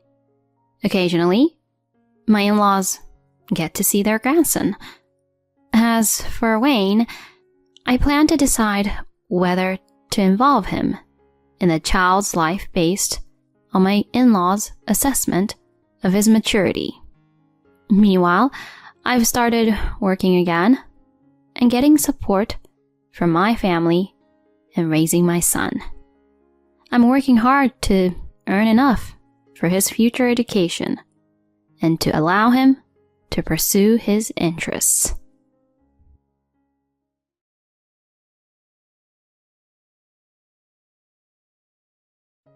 I hurriedly returned home as my business trip got cancelled. When I opened the front door in the late afternoon, there were my husband's work shoes there for some reason. Moreover, there were women's shoes next to them that I didn't recognize. Suppressing any noise, I closed the front door and headed towards the back of the house, suspecting the worst. The ominous premonition proved true as I heard the voices of a man and a woman from the bedroom. With my heart pounding, I held my smartphone ready and gently opened the bedroom door. There, the worst scene unfolded before me. My husband was in the middle of enjoying himself with his affair partner. When I saw the other woman, my legs felt weak.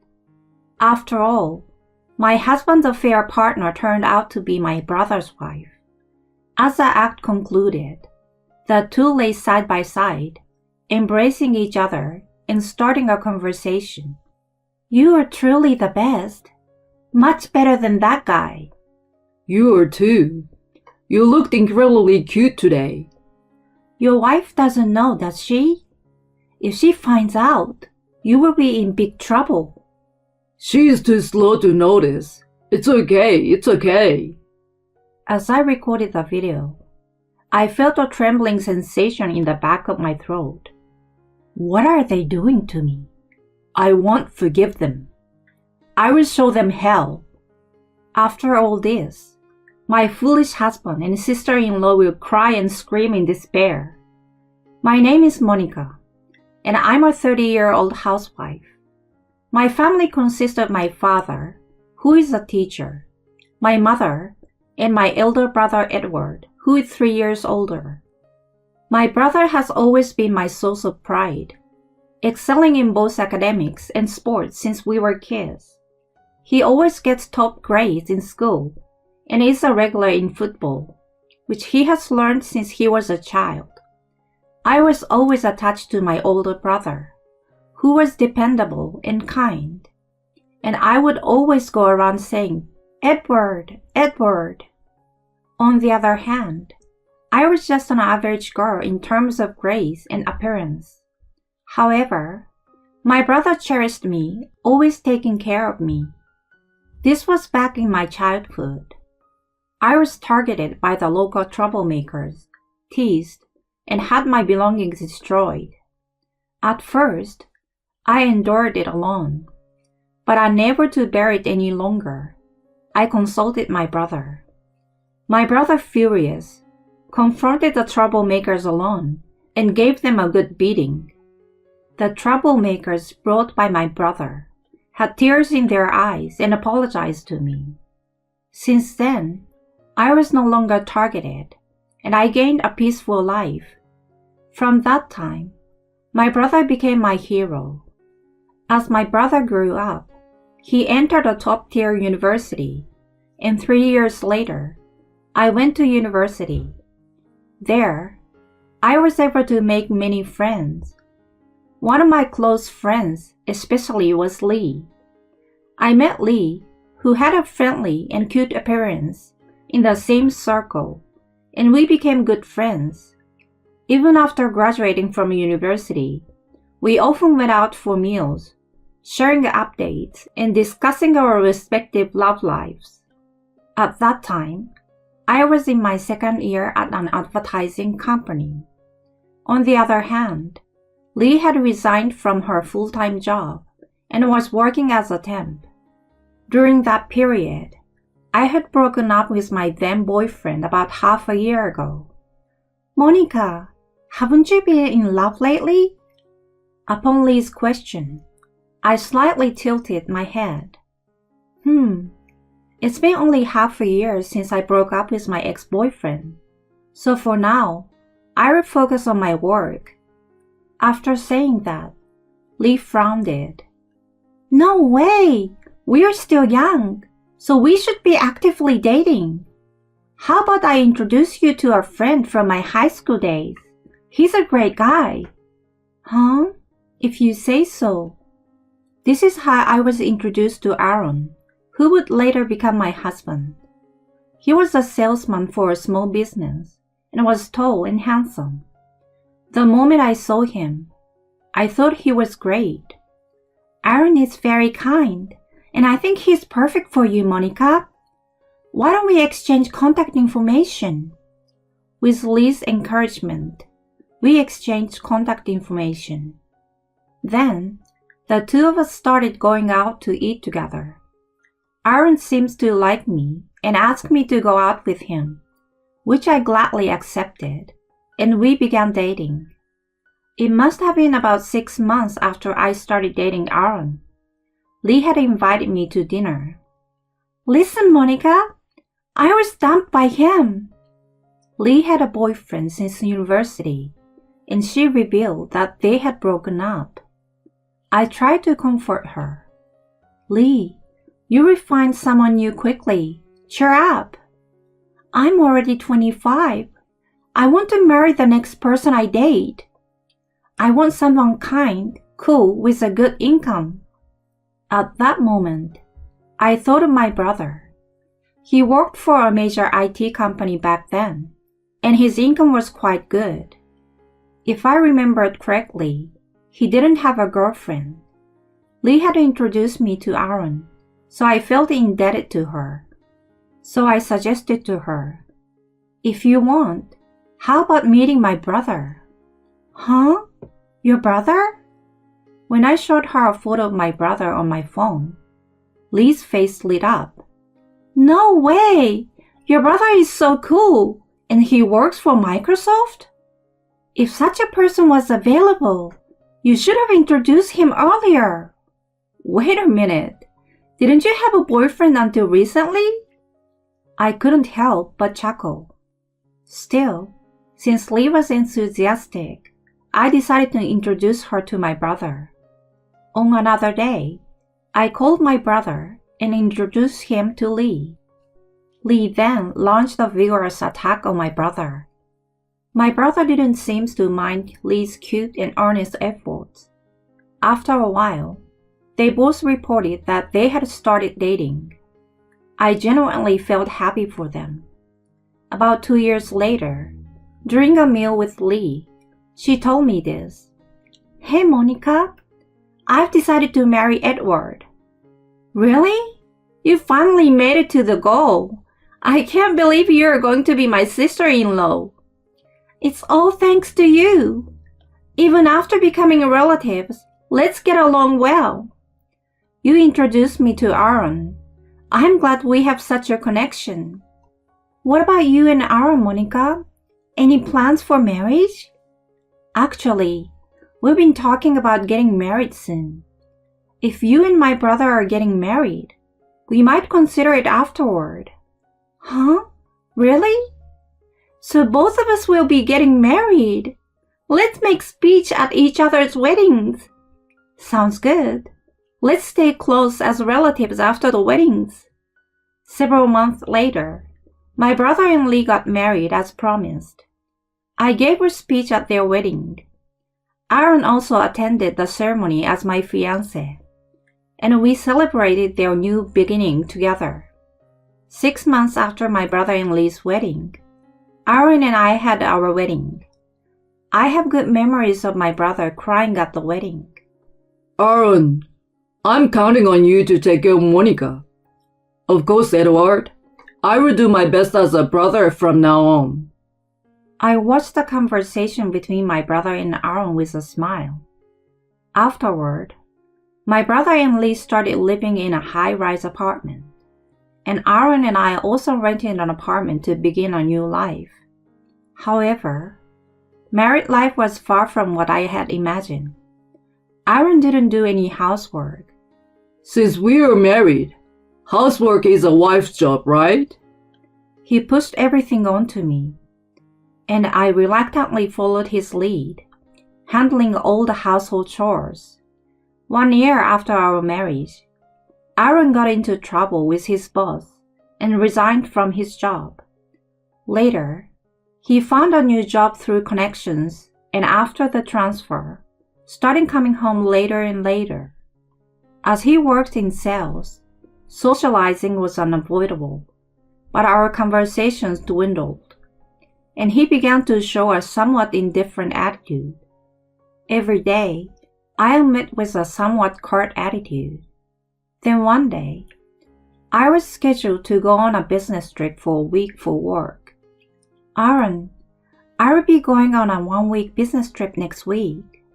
I thought he would say something like, "Who's going to do the housework during that time?" But surprisingly, he seemed happy about it. All right, take care and come back safely. No need for souvenirs. "Yes, thank you." And so, the following week, I boarded a plane and headed for my business trip. Because I efficiently handled my work at the business trip destination, I finished earlier than planned, allowing me to return home 1 day earlier. I hesitated to contact my husband, but decided to surprise him by returning home in the early afternoon. Thus, I reached home in the late afternoon without telling Aaron. Upon my arrival, I noticed my husband's work shoes at the entrance. He was supposed to be at work. Moreover, next to his shoes were unfamiliar women's shoes. I thought to myself that this couldn't be, so I quietly closed the entrance door without making any noise and headed towards the back of the house. My worst fears were confirmed when I heard voices of a man and a woman coming from the bedroom. Suppressing my pounding heart, I quietly opened the bedroom door, holding my smartphone. There, the worst scene unfolded before my eyes. They were caught in the act. I almost collapsed upon seeing the woman, realizing it was none other than my close friend Lee. I trembled as I captured the scene with shaky hands on my phone. As the act concluded, the two lay side by side on the bed, and began a conversation while embracing each other. Aaron, you're truly amazing. Much better than that guy. You were pretty amazing too. You looked really cute today. Monica probably hasn't found out, right? It would be a big problem if she did. She's clueless because she's dense. It's okay, it's okay. I felt a shiver down my spine as I recorded the video. What are these guys doing to me? I will never forgive them. I will give them hell. I opened the bedroom door with a bang and rushed into the bedroom.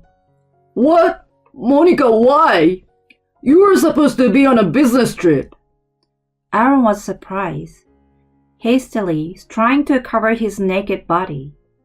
I glared at the two with bloodshot eyes. I finished my business trip early and came home to find, what the hell are you guys doing here? Well, looks like we got caught.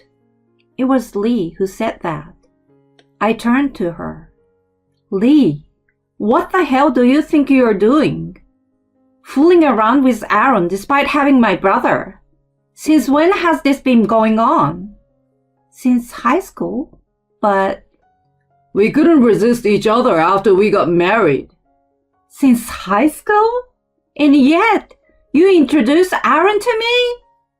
Lee lifted the corner of her mouth. Yes. I never liked your stuck-up attitude from the beginning. That's why I gave you my leftovers. You should be grateful since you've been happy all along. No, it can't be true. I'm not lying. I hated you. This situation is excellent proof. I see. I understand. I took a deep breath and informed them. I've already sent the evidence video to my brother. What? In an instant, both of their faces turned pale. If my husband and my brother's wife had a relationship, it would undoubtedly cause a huge commotion. They started to panic. What the hell are you doing? Don't tell my boss anything. Exactly. Don't send the video to Edward. Yes.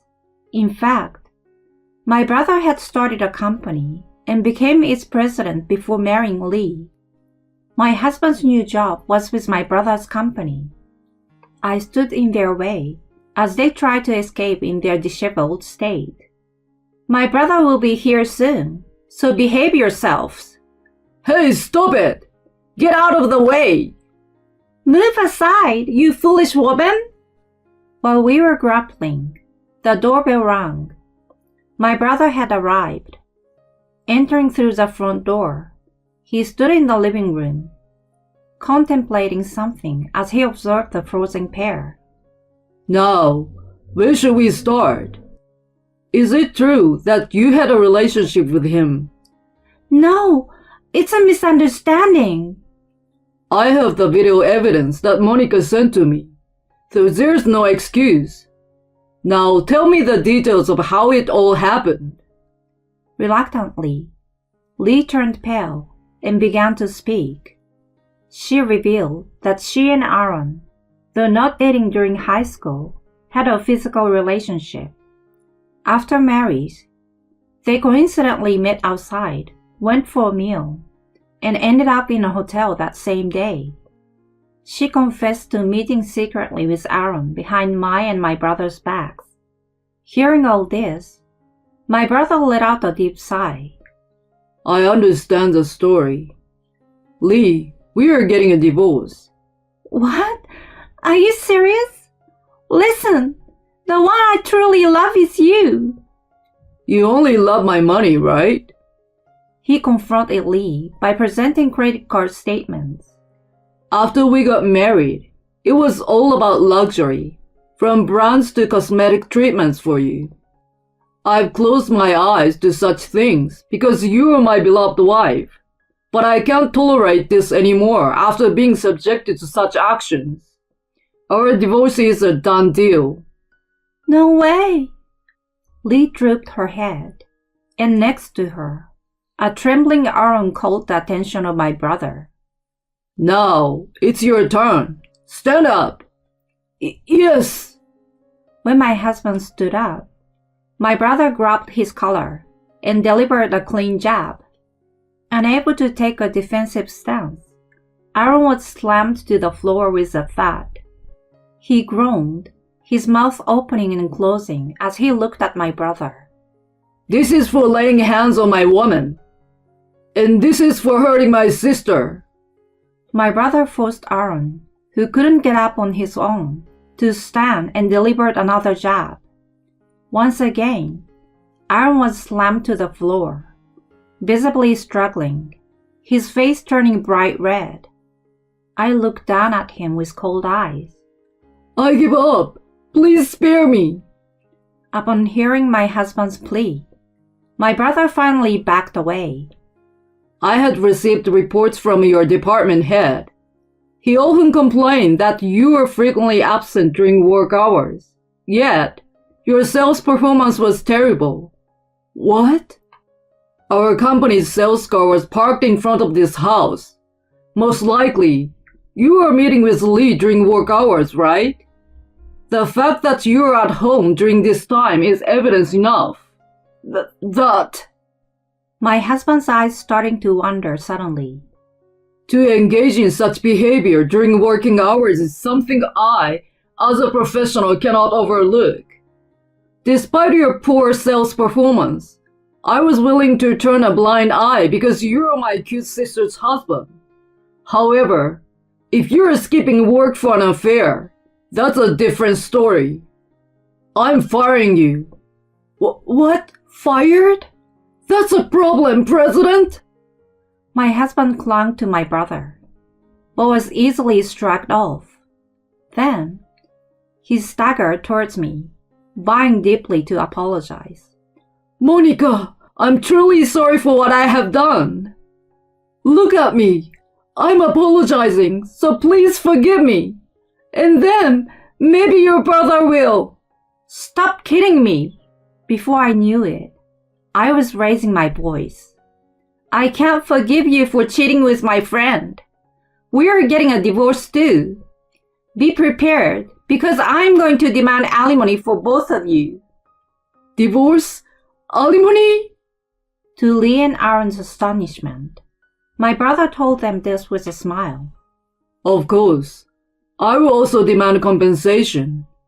I will go to court if I have to, but I will make sure to collect it. Lee and Aaron went into a frenzy, crying and pleading. That's why my brother kicked them out of the house. Later on, divorces were finalized for both me and Aaron, as well as my brother and Lee. With the help of my brother's acquaintance, a lawyer, the divorces went smoothly. My brother and I each demanded $30,000 from our ex-spouses and their affair partners. They ended up paying $60,000 each in compensation, borrowing money to tearfully settle the debts. Lee, who used to be a housewife, was disowned by her family and had to resort to night work.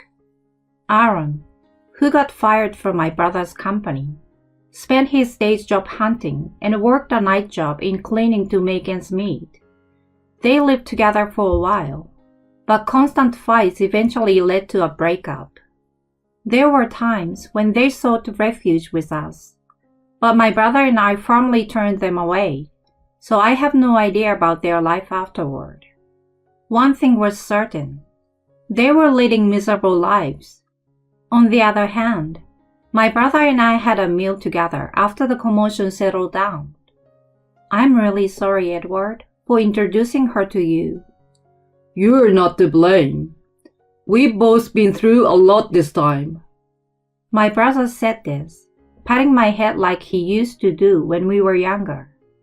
From now on, I want to work hard and watch over my precious brother until he finds true happiness. Of course, I will pursue my own happiness too.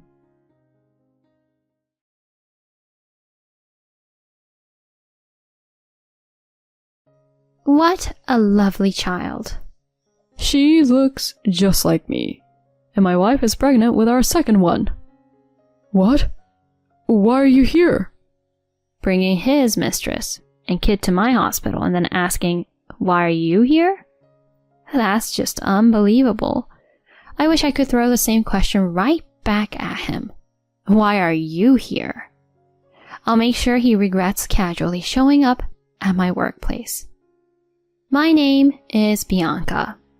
When it gets a bit chilly, I find it so cozy in bed in the morning that I often sleep in, even when I'm 40.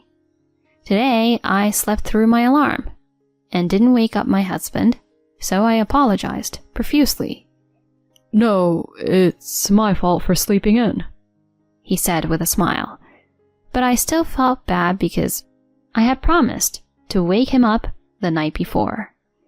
Nowadays, I live a pretty laid-back life, but in my 20s and 30s, I was a busy internist, always on the go. My life changed a lot when I got married, not just in terms of my career as a doctor. It was busy, and there were a lot of new things to get used to, but I thought I was living a happy life. Until that day. It happened in the 10th year of my marriage to Frank, when I was 35. We were high school classmates and dated for a while, but broke up when I left for college. Years later, we reconnected at a class reunion and ended up getting married. We shared a lot of interests and I think we had a pretty good marriage. But even after 10 years, we hadn't been able to have kids. We weren't infertile and we both wanted children. Maybe if we hadn't just left it to nature and had been more proactive, we could have had a child. But the truth was, I was too busy to even think about raising a child. I didn't want to have a child without being able to provide a proper environment, so we weren't actively trying to conceive. Then one day, I happened to see Frank looking at a picture of a child I didn't recognize on his phone. I stopped in my tracks and asked, "Whose kid is that?" Huh? Oh, it's my boss's kid. He just sent me the picture. Huh. He quickly closed the screen, so I couldn't see the face well, but the child looked about 4 or 5 years old. Maybe it's a professional habit to notice the physical traits of people rather than their faces. I chuckled to myself at the thought.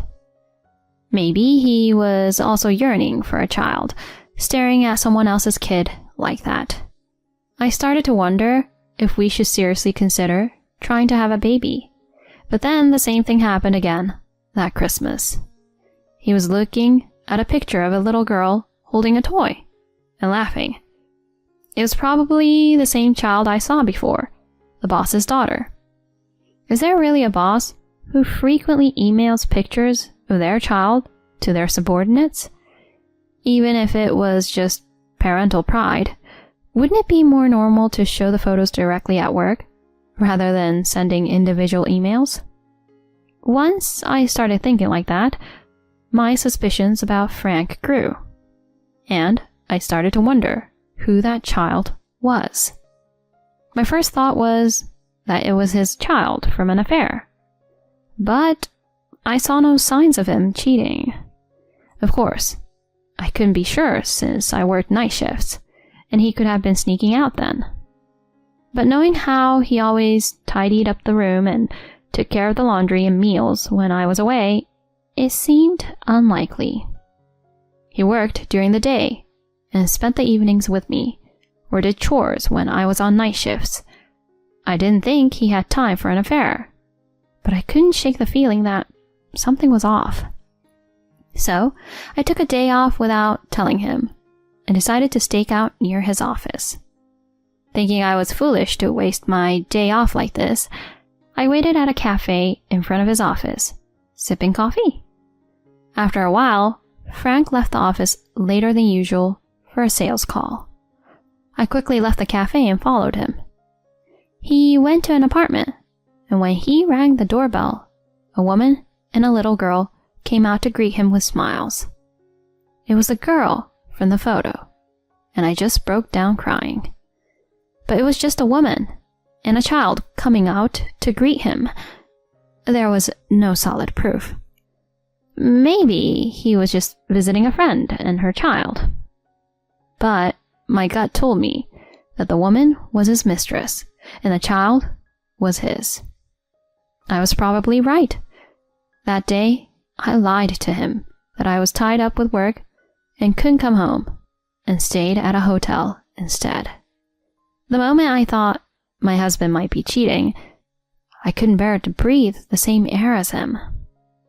He seemed to be home, but he didn't doubt my lie at all, and just said kindly, "Don't work too hard."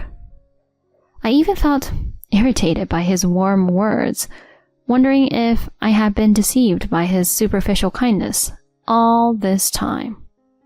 I couldn't stand him anymore, seeing him as nothing but filthy, and I didn't even want to talk to him. Even after I returned home, the atmosphere was terrible. In front of me, he would say things like, "You must be tired. Poor thing." But whose fault was that? I used to appreciate his kindness, but now I couldn't feel that way anymore. Was this what it felt like to fall out of love with someone? Honestly, I had no idea about divorce at the time.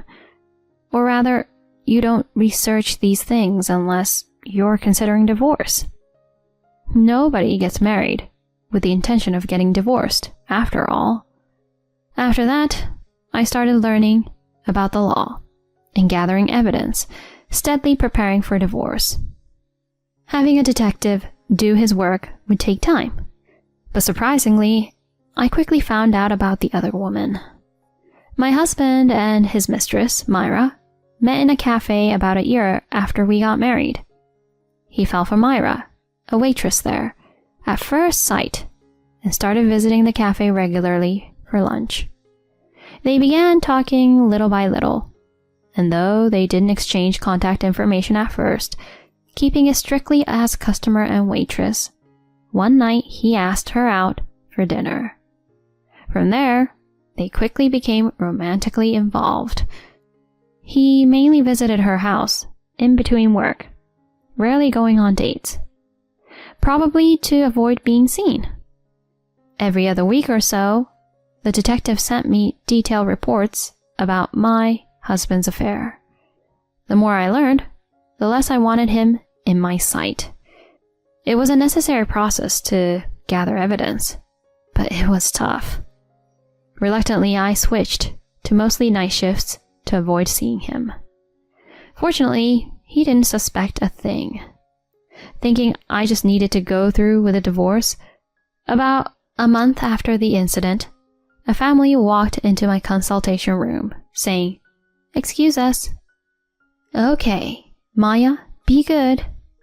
"No, I don't want the medicine." Maya, a little patient who came in with a fever, was crying, not wanting to take the medicine she'd be prescribed later. Her mother tried to soothe her, while her father looked at his crying child with a loving gaze. They seemed like a perfectly happy family. If only the father wasn't my husband. Incredibly, my husband, seemingly forgetting where I worked, came to my hospital with his mistress and their child. It goes without saying that I nearly crushed the computer mouse I was holding when I saw the chart. And he didn't even realize I was the doctor, busy doting on the child right in front of me. "Look, Daddy's here. No need to cry." He cooed in baby talk. What's with that baby talk? Isn't he embarrassed?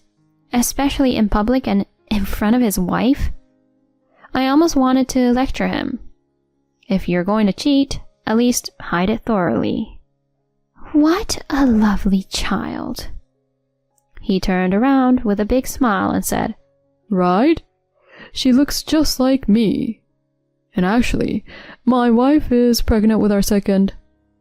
"Wait, why are you here?"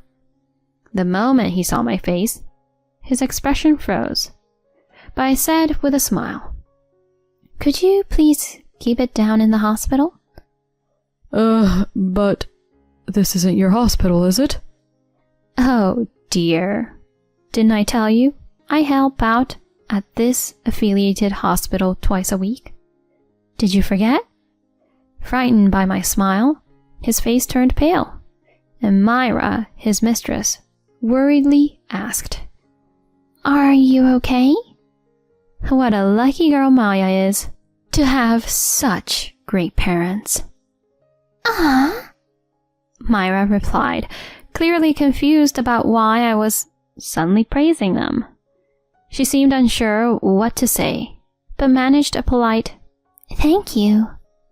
Meanwhile, my husband was trembling and eventually collapsed to the ground. Honey, are you okay? You don't have a cold too, do you?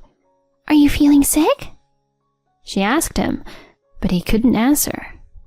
Interesting. Even my husband wasn't shameless enough to be called honey by his mistress in front of his wife and respond with, "Yes, dear." "Is your husband okay?" I asked sarcastically. Then my husband, with a forced smile and a strained expression, was sweating profusely and looking off into the distance. Seeing this, Myra suggested, Hey, if you're feeling sick, why don't you see the doctor too? "That's a good idea. Maybe he should consider surgery to prevent having more children. That would be good not just for his health, but for his life too." What? She looked at me shocked while he twitched beside her. Don't make such a face, dear. I've known about your affair for a while now. What? My husband, who had been reacting like a broken robot, suddenly seemed to come back to life. He looked at me seriously and said, "I was gathering as much evidence as possible for a divorce to be in my favor, but it seems I won't need it now." What's the matter? Too shocked to speak? Oh, looking at her up close, she really does resemble you. Such a cute child, I said with a smile that masked my anger. My husband was frozen stiff. Oh, wait. This doctor is... Myra began, turning to my husband, who gave no response, but seemed to realize that I was his wife. I didn't know he was married at first. She suddenly started defending herself. Is that so? Well, my condolences, but you must have known at some point that he was married, right? Not going on dates and always meeting at home to avoid being seen? And still, you had a child with him and continued the relationship without any apology to me. Regardless of how it started, you're equally guilty. I'm sorry. She apologized awkwardly, avoiding my gaze. My husband followed suit, hanging his head and saying, I'm truly sorry. Maya, their daughter, looked on with a confused expression. Do you think I want your apologies after everything? Really? Huh? I mean, it's not like I'm so naive that I'll settle everything just because you two apologized. My colleagues here at work saw you bring your mistress and child here, so an apology isn't going to cut it, I said, sighing. He mumbled, I really am sorry. In response, if a mere sorry was enough, we wouldn't need police or courts. Look at this nurse next to us, feeling awkward. What are you going to do about that? I wanted to say all that, but I kept silent, not wanting to involve the nurse in our drama. It must be uncomfortable for her, caught in such a situation, seeing her boss discover the affair. I've said it before, but I don't need your apologies. Show your sincerity through the alimony. What? But I have kids, and you earn more than me. We don't need to bring money into this. So just because I earn more, I should refrain from receiving alimony, an apology in monetary form? Isn't that absurd? You apologize with words, but refuse to pay? What a small-minded man. You brought this upon yourself, so pay up generously. You're so arrogant. You're just after money. I don't have to listen to such an ugly accusation. What else can you offer me right now that would satisfy me? The only way you can show your sincerity is through money. Unless, of course, you want to be my housemaid for free for the rest of your life. But then you'd have to quit your job and have no income. Sounds like a tough choice, right? I could offer you my love, maybe. That's the last thing I need right now, I snapped. I thought he was joking, but he looked genuinely disheartened. No good, huh? He mumbled, crestfallen. After fathering 2 children with another woman, he still thought his love could win me back? Utterly delusional. Hearing this, Myra snapped. What? Love? What about me? You said I was the most important. She glared at him coldly. That's a different issue. He started mumbling again, but his excuses only fueled her anger more, almost to the point of explosion. Ugh! Just when we were finally getting to the point where you could divorce your wife, you should just pay the alimony and make a clean break.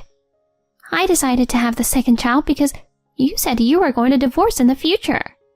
You keep saying you'll divorce but never follow through. You've done nothing about acknowledging the kids either. If you're going to be so indecisive, I'll make sure you acknowledge these children and get child support from you before I leave you. I'm a mother now, and I can't deal with your indecisiveness. As she ranted at my husband, he tried to calm her down, saying, Don't get so angry. But his weak attempt only added fuel to the fire. She heated up and was about to throw something at him, but the nurse and I stopped her. Anyway, after the divorce, whether you remarry your mistress or do whatever, I don't care. I'm not interested in you anymore. He looked dejected at my words. The idea of being discarded after having an affair must have been frustrating for him. More importantly, since you've fathered children, you better act responsibility as a parent. Whether it's paying child support to Myra, marrying her, or showing some sincerity. This is not about you two. It's for the sake of Maya and the unborn child. Make sure you don't ruin their lives. Despite my anger, which he had never seen during our marriage, he seemed to understand and replied, I will take it to heart. After raising my voice in the hospital, I got scolded by the medical director, but I successfully divorced my husband. As I had declared, I received the alimony I asked for, and the property division went as I wanted. Frank did remarry Myra. She seemed to have decided to keep a tight rein on him, thinking, I can't let this indecisive man do whatever he wants. He has to report to her if he's coming home late and is obligated to call before coming home. He hardly has any free time on weekends and is forced to spend it all on family activities. She manages all his salary. He has to bring lunch she prepares every day, and he must declare any purchases he wants to make. This is all because of her love for him, to keep him from wandering off. But it seems he's getting tired of her overbearing love. Well, it's a relationship that started with an affair, so it's natural for her to feel insecure. It's his own fault. Still, he seems to care for the children, spending weekends on kindergarten events or going to amusement parks, so my wish for the children's happiness is fulfilled. I'm relieved. It would have been bitter for me if 2 children had become unhappy because of my divorce. I'm glad it didn't end in sadness. As for me, I was assigned to a distant hospital and ended up remarrying a man I met there. Now at 39, I'm the mother of a little girl I had with him. I had thought I would never get pregnant, especially since there was no sign of it with my former husband, so it was a big surprise. I used to think I didn't want children because I was busy or couldn't conceive, but now that I have her, she's so precious to me. My world revolves around her, and she's the first thing I think of in everything I do. Maybe it was just not meant to be with my ex-husband. There must be such a thing as fate. Maybe I didn't conceive with my ex-husband because we were meant to divorce. With my current husband, I got pregnant almost immediately after marriage, and everything has been surprisingly smooth. Maybe we were also destined to marry. It sounds like a dreamy girl's fantasy, but why not? Women, no matter their age, always long for romance.